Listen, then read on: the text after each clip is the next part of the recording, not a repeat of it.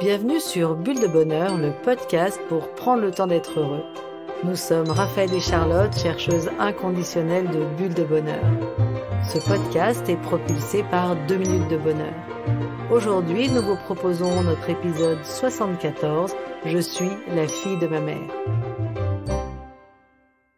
Notre témoignage pétillant de la semaine nous vient de Vanessa.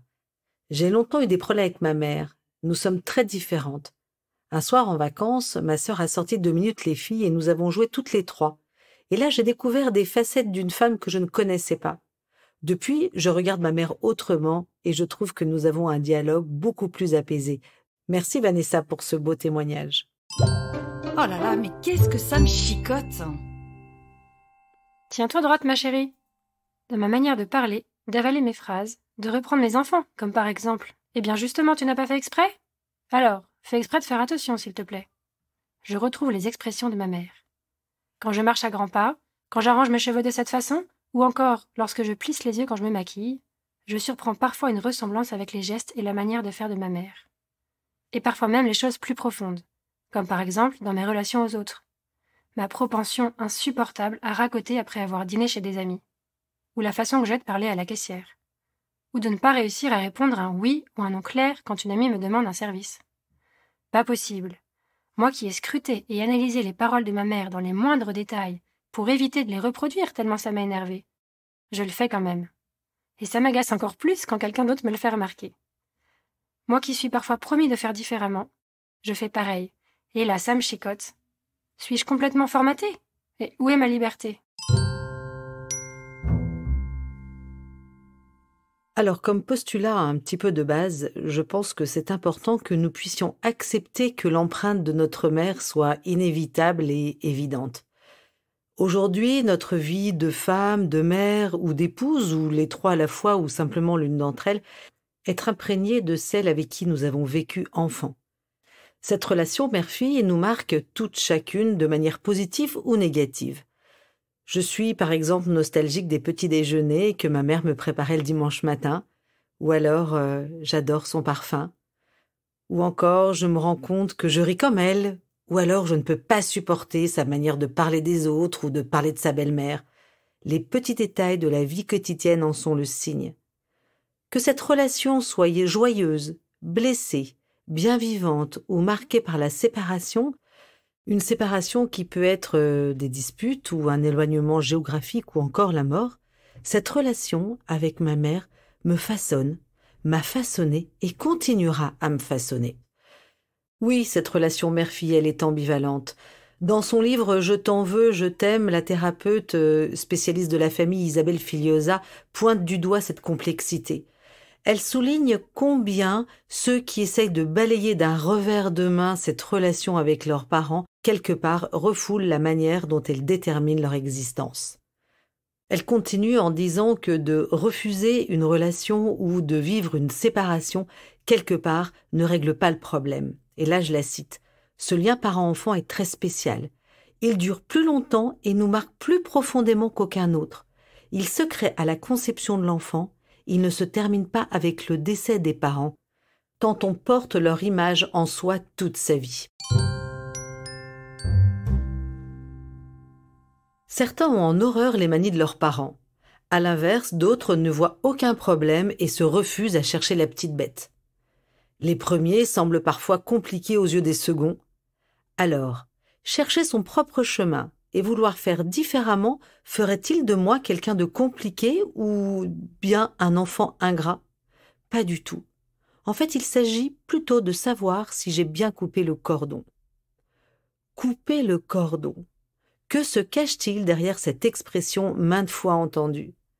Alors, aujourd'hui, là où j'ai envie d'en parler, c'est davantage pour savoir comment je me positionne dans ma relation à ma mère, plutôt que de compter le nombre de coups de fil que je lui passe chaque semaine ou le nombre de larmes que je verse parce que ma mère n'est plus là. Regardez la qualité de ma relation avec ma mère plutôt que la quantité. En effet, il est possible d'appeler sa mère tous les jours et d'en être indépendante affectivement.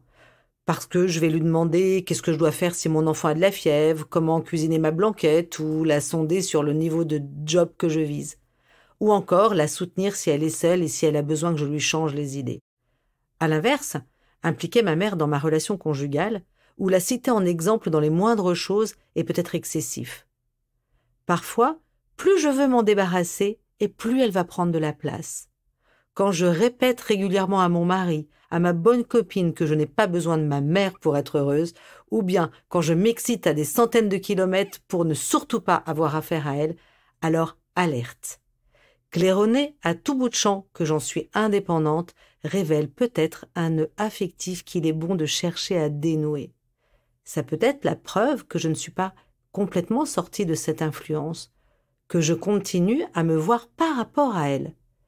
Tant qu'elle reste mon baromètre, qu'il soit positif comme négatif, c'est l'indice qu'il serait peut-être bon de réfléchir à ce cordon. Comment je me positionne? Suis-je la petite fille qui attend inconsciemment quelque chose pour bien grandir? Allez, je change de regard. Comment faire pour réfléchir à ce cordon qui m'unit à ma mère? Alors, première piste. J'essaie d'équilibrer le parent, l'adulte et l'enfant qui sommeille en moi. C'est Eric Berne, psychiatre américain et père de l'analyse transactionnelle, qui explique que notre moi est composé de 3 états principaux. Alors, tout d'abord, l'état de parent. L'état de parent, c'est la façon de vivre selon le prisme qui m'a été enseigné. Ce sont les principes, les valeurs, c'est le bien, le mal, tout ça qui m'a été transmis par mes parents.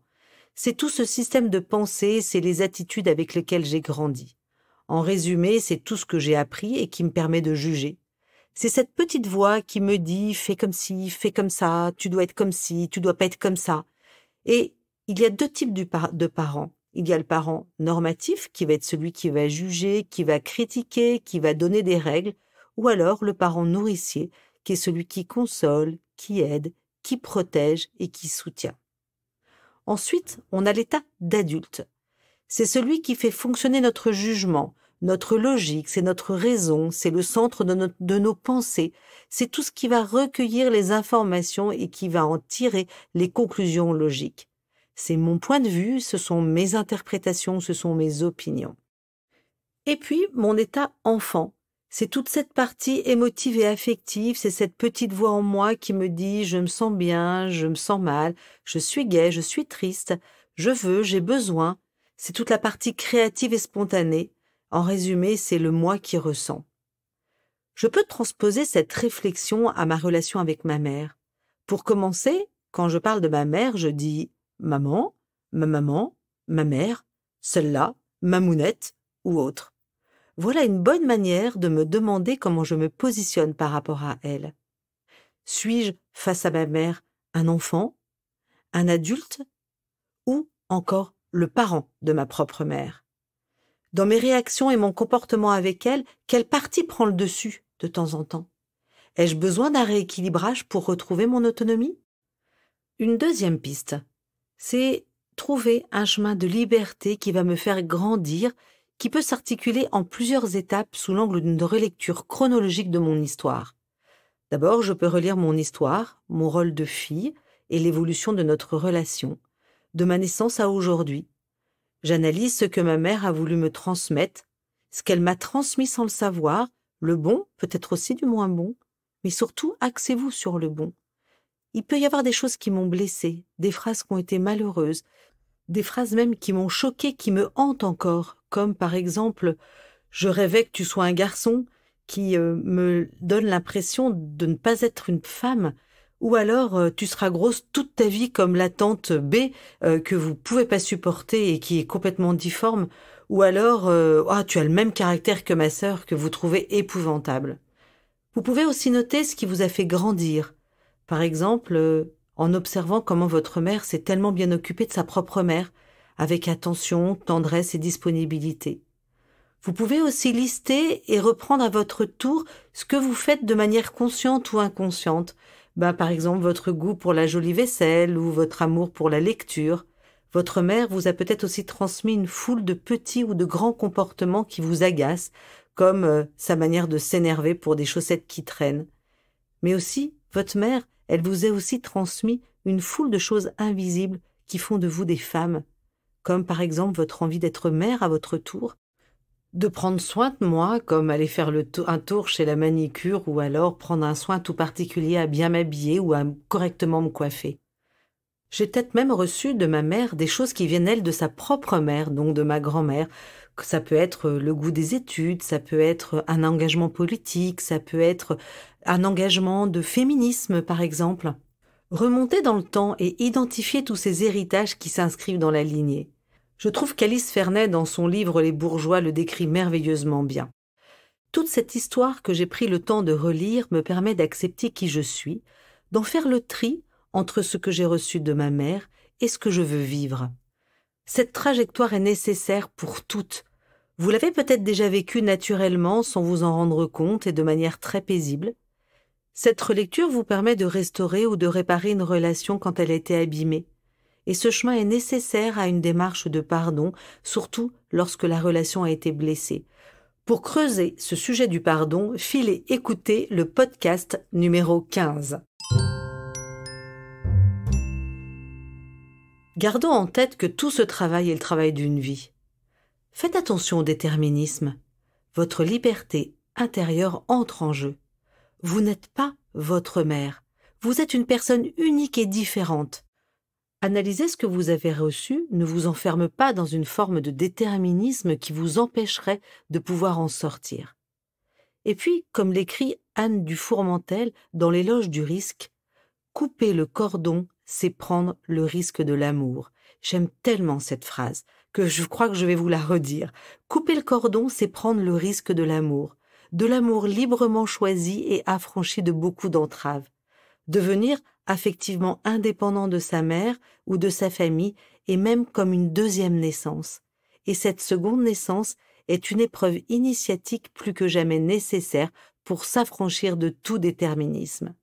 Selon elle, et là je la cite, quitter la famille n'a pas de fin sauf à recréer les liens du sang de l'amitié et de l'intelligence. Et alors concrètement, comment faire justement pour se positionner correctement par rapport à sa mère? Alors plusieurs pistes possibles. La première, c'est j'accepte. J'accepte d'être façonné par ma mère et d'avoir ma part de liberté intérieure. Deuxième idée, si je ne m'y suis jamais attelée, je me mets en chemin pour relire, trier, accepter, aimer, pardonner. Bref, je regarde où je me positionne en termes de cordon. Et j'essaye de faire le maximum pour me positionner dans une relation d'adulte à adulte. Alors si toutefois cette étape est un petit peu trop lourde, n'hésitez pas à prendre un rendez-vous pour vous faire accompagner. C'est toujours bon d'avoir un œil de temps en temps de l'extérieur pour nous aider à démêler une pelote qui de temps en temps est un peu trop serrée. Une autre idée, faire preuve de gratitude. Rappelez-vous, les émotions positives sont des antidotes aux émotions négatives. Alors, plus facile à dire qu'à faire. Quand les moindres mots de votre mère vous exaspèrent, reconnaître du positif paraît impossible, tant tous les gestes que pose votre mère, tous ces mots, toutes ces intentions ne viennent que confirmer la liste de griefs que vous avez contre elle.